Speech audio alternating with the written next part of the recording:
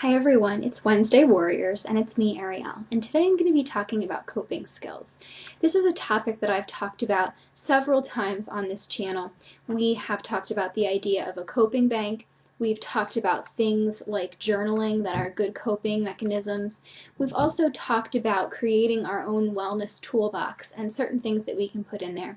And I know in the past I've talked about some things that I've used that I think are very simple and very specific, and we've talked about how you can personalize those things to become your own coping skills, things that can be your go-to items, things to distract you, things to give you hope, and things that you can have at the ready when you're in that kind of a mood or having a struggle that you really need to get out of that mindset and start doing something else. I'm going to try to take a little bit of a different approach today just because I have done videos on this topic in the past. Today I'm going to talk about the word cope and different things that you can associate with each letter. C is for correspondence, calls, and creation. The first thing I mentioned is correspondence because I think sometimes it seems to be the case that when we're being our hardest on ourselves and we're having our hardest times, we can still be genuinely nice to other people. So along those lines, maybe we can sort of, in the spirit of that, when we're being nice to someone else, take a little bit of that for ourselves. I think it's very mood improving.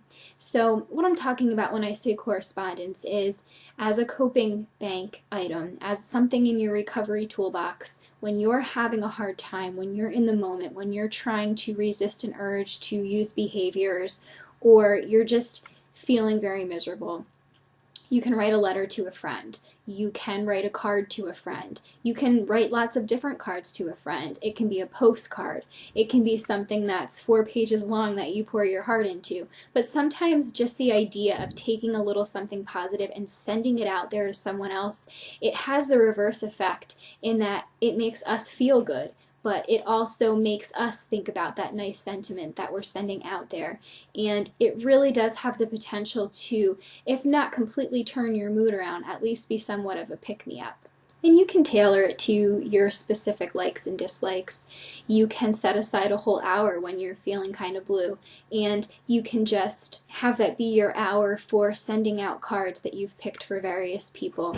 And you can set aside a few minutes just to get your thoughts out to a friend and send it out there.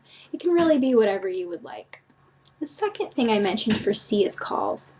Sometimes it helps to just call a friend. Sometimes it helps to just call mom. Sometimes it helps to just call grandma. The call can be a 5-minute phone call just to say hi, how are you, and hear someone's voice where you don't get into anything terribly deep or intense. The call can be something that's more lengthy. It can be to a best friend where you are talking about something very serious and that person is giving you their love over the phone. It could be a call to a suicide hotline or a domestic violence helpline or an eating disorder hotline. Whatever the particular issue is, whatever you need in that moment, there are a variety of different calls that might make you feel better. I think what a lot of people don't realize when I make the suggestion of calling a friend or calling a family member when you're feeling sad or upset, the intention isn't to call the person in order to tell them why you're feeling upset or why you're feeling sad, to vent to them, to talk to them about what's going on. If you feel that that's something that you need to do and that will help and that's right for you, then I think that's wonderful. But it doesn't have to be about that. Sometimes it's just about hearing that person's voice. Sometimes it's just about making the effort to make a phone call just to talk about whatever happened in that person's day and just sort of feeling a connection with someone, sort of getting out of your own bubble that is filled with some kind of misery or agony at this point in time, and just feeling the human relationship. The third C was creation. Create something. It can be a poem, it can be a drawing, it can be a bulletin board, it can be a collage, it can be a carpentry project, it can be Post-its all over your bathroom mirror, it can be sewing a skirt or a dress or a pair of pants, it can be making a purse, maybe you want to paint today. It doesn't have to be a huge project, but create something. It can be something tiny that seems insignificant to you. It can be something that's on a larger scale.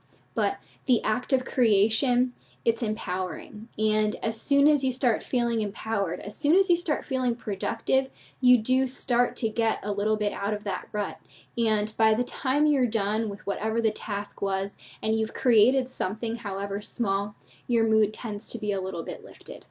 Plus, if you get into the habit of creating something from your hard times, you'll have a really tried and true coping mechanism so that when you are having a really rough time, you have something to go to and you have something to show for it. When you're feeling torn up about something, when you're feeling depressed, when something bad is going on with your life, you can reach out to your own self and you can create something, and then you'll have it there to see it, and it will remind you that you got through it.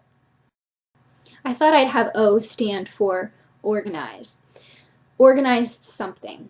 You can organize a party for someone. You can organize a party for yourself. You can even organize an imaginary party. It doesn't even have to be something that you'll actually send out invitations for. It can just be something that you want to do maybe a year from now to celebrate a special event, and you're going to start planning for it already. Maybe you're going to make the guest list or think about decorations or make a list of things that you want to do to get yourself ready. So organize some kind of an event. It can be a picnic, it can be a party, it can be a small get-together for friends for dinner. Or you can just organize your room. You can organize your kitchen. You can take everything out of the cabinets and sort of reorganize it. You can organize your living room and rearrange the furniture, have a fresh start. You can organize books that are lying around. You can organize your closet. Sometimes getting in there, figuratively getting our hands dirty, is very powerful and again very empowering, and we feel productive, and it gets us out of our own heads, because even though we have plenty of time to think while we're doing something else, we're still focused on a task, and when our mind wanders while we're being productive, it tends to wander in more of a positive direction. And another O could be order a gift. Sort of along the lines of sending out correspondence to friends or family. You want to send something positive out there in the world, and it can again have the reverse effect on you, where you're going to be thinking positive things about yourself or feeling good about yourself for doing something nice for someone. And it doesn't have to be a large gift. Certainly not everyone's made of money, so maybe this wouldn't be something for O that you would do, but ordering a gift could mean ordering a pretty postcard for someone. It could mean ordering a magnet for them. It could mean ordering a plant or sending flowers. Something that is unexpected and something that's going to be sending positive energy out of you so that you're going to get double that in return. P is for practice. If there's something in your life that you either need to practice or want to practice or like to practice, practice to get out of your bad headspace. If you're a piano player, practice the piano. If you play the guitar, practice the guitar for a while. If you're a writer, you can practice writing. If you are an artist, you can practice art. And it doesn't have to be about the act of creation, though, as I mentioned for C. It's just about practicing. You can practice for a marathon. You can practice a speech. You can practice making a YouTube video. But practice. Put your energy into something that's for you. The second thing that I think of for P is playground. Get yourself out of the house, find the nearest playground, and sit on a swing. Swing for 5 minutes. It doesn't have to be any length of time. Slide down the slide once. Maybe sit on a bench. Watch the kids playing. Just sort of try to be in the moment. Feel what's going on. I'm not asking you to try to be happy, but try to see the happiness that is around you and see what comes of it. I also think pets for P. If you have pets, just petting the pet. I know it sounds completely simple, but it's been shown that petting your pets, whether it's a dog, a cat, a guinea pig, whatever, is very therapeutic. It's very soothing, and it seems simple, and it's probably something you do fairly often anyway, but when you're in that moment, when you've been crying or you've been screaming or you're angry, you're upset, you're thinking about so many bad things, you're trying to resist an urge, you might not think, I'm going to go sit down and put my cat on my lap and start petting him. It might be something that you'll do later after you've calmed down, but in the moment, you can just tell yourself you're going to calm down, you want to be soothed, and you're going to pet your pet.